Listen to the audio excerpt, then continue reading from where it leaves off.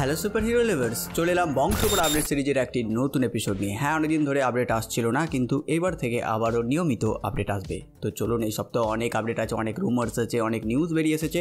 তো সেই সব কিছু কভার করতে চলুন শুরু করা যাক আজকের এই নতুন ভিডিওটি। শুরু করি প্রতিবারের মতন বক্স অফিস কালেকশনের সাথে। তো Thunderbolts the new Avengers movie মুক্তি পেয়েছে, আর গত 9 মের আপডেট অনুযায়ী টোটাল 8 দিনের কালেকশন করেছে $190.6 মিলিয়ন।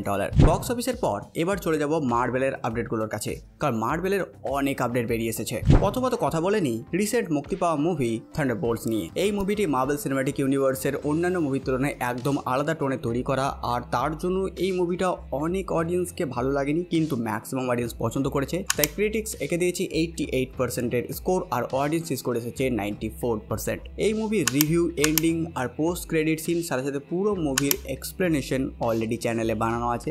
তো অবশ্যই যদি আপনারা সেগুলো দেখতে চান তো অবশ্যই এই ভিডিওটি দেখার পর সেগুলো দেখে নিতে পারবেন। Next update, actress Liza Colon Zayas Spiderman brand new day join করেছে। মানে তাকে আমরা এমসির স্পাইডারম্যান 4 মুভিতে দেখতে পাবো, কিন্তু সেই কোন রোলে জয়েন করেছে, তার ক্যারেক্টার কি, সেই সব এখনো অজানা। এরপর একটি বড় রুমার যে আগামী বছর যেটা মুক্তি পাবে ভিশন কুইজ সিরিজ ডিজনি প্লাসের, তো সেইটি হচ্ছে মার্বেলের শেষ সিরিজ, যেখানে কোনো মেজর ক্যারেক্টারকে দেখাবে, কোনো মুভির মেজর ক্যারেক্টারকে দেখাবে, এরকম তারা শেষ সিরিজ বের করছে ভিশন কুইস্ট। মানে তারপরে যে সমস্ত সিরিজগুলো আসবে, সিরিজে মার্বেল কোনো মেজর ক্যারেক্টারকে দেখাবে না। মুভি যে মেজর ক্যারেক্টারগুলো আছে তাদের স্টোরি মুভিতেই কন্টিনিউ হবে, তাদেরকে সিরিজে আর দেখানো হবে না। যেমন পল ব্যাটানিকে আমরা দেখতে পাবো ভিশন রূপে ভিশন কুইস্টে। তাছাড়া অন্যান্য যেই সিরিজগুলো আসবে সেগুলো নিয়েও কিছু পরিবর্তন হওয়ার সম্ভাবনা আছে। আর তাই হতে পারে আগামী বছর থেকে আমরা ডিজনি প্লাস সিরিজ এত পরিমাণে পাবো না। মানে তারা লাইভ অ্যাকশন সিরিজ 1 থেকে 2টি বের করবে পুরো একটি বছরে, যেখানে এখন প্রতি 3 মাস পর একটি করে সিরিজ আমরা পাচ্ছি। এরকম হবে না, ডিজনি প্লাস বছরে 2টি লাইভ অ্যাকশন সিরিজ বের করবে, সাথে 2টি অ্যানিমেটেড সিরিজও বের করতে পারে, আর তাছাড়া মুভি 2 থেকে 3টে। এরকম তারা কোয়ালিটিতে এবার ধ্যান দিচ্ছে, কোয়ান্টিটি অনেক কমিয়ে দেবে, এরকম রুমার ছড়াচ্ছে। নেক্সট রুমার এমন যে অ্যাক্ট্রেস ট্রিনিটি জলি ব্লিস, তাকে নাকি আগামী এক্সম্যান মুভিতে জুবিলির ক্যারেক্টারের জন্য সিলেক্ট করা হতে পারে। এই অভিনেত্রীকে এর আগে আমরা 2 ক্যারেক্টার দেখেছিলাম আভতার 2 ওয়ে অফ ওয়াটার মুভিতে।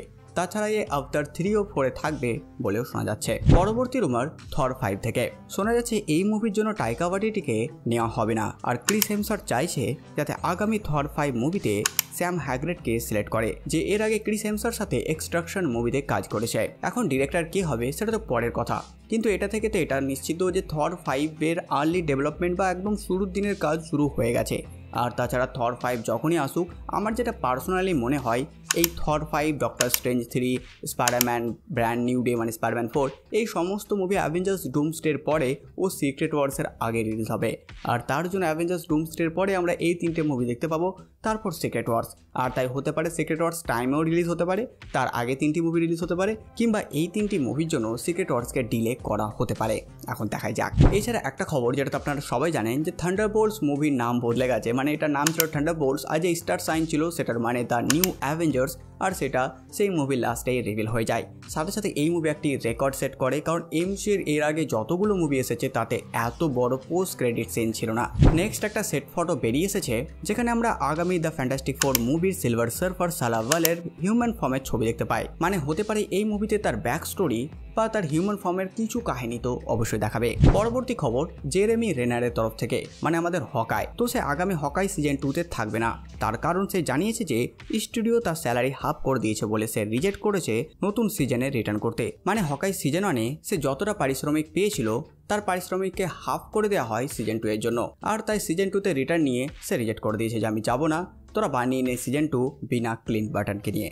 তো আপনারা আপনাদের মতামত অবশ্যই জানান যে আপনাদের মতে এটা কি ঠিক ডিসিশন ছিল নাকি স্টুডিওটি ভুল ডিসিশন নিয়েছিল। পরবর্তী একটি খবর, ব্ল্যাক উইডো মুভিতে অ্যাক্টিং করা অ্যাক্টর ওটি ফ্যাগওয়েল জানিয়েছে যে সে এই মুভির জন্য টাস্ক মাস্টারের চরিত্রের জন্য অডিশন দিয়েছিল, কিন্তু পরবর্তীতে মুভিতে ফিমেল টাস্ক মাস্টারের কাহিনী দেখাতে তার চরিত্রটিকে বাদ দেওয়া হয়, আর তাকে রিক মিশনের চরিত্র দেওয়া হয়। মানে বন্ধুরা, যদি কাহিনীতে বেশি পাকামো না করতো তো আমরা একটা প্রপার মেল টাস্ক মাস্টার দেখতে পেতাম।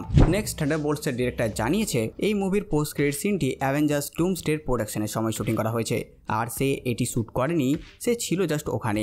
এর মানে এটি শ্যুট করেছে রুসো ব্রাদার্স, আর এইটি আমরা আগামী অ্যাভেঞ্জার্স ডুমসডে দেখতে পাবো। মানে এই মুভিটি গিয়ে অ্যাভেঞ্জার্স ডুমসডেতে কানেক্ট করবে।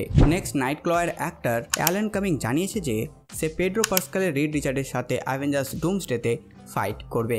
এছাড়া একটি ইন্টারভিউয়ে চার্লি কক্স মানে আমাদের ডেয়ারডেভিল জানিয়েছে যে সিজন 2 এর স্টোরি অনেক সুন্দরভাবে লেখা হয়েছে, আর সে এক্সাইটেড এটি দর্শকদের সামনে উপস্থাপনা করার জন্য। সাথে সাথে ডেয়ারডেভিলের সেট থেকে কিছু ফটো বেরিয়ে এসেছে যেগুলো আপনারা এখন দেখতে পাচ্ছেন।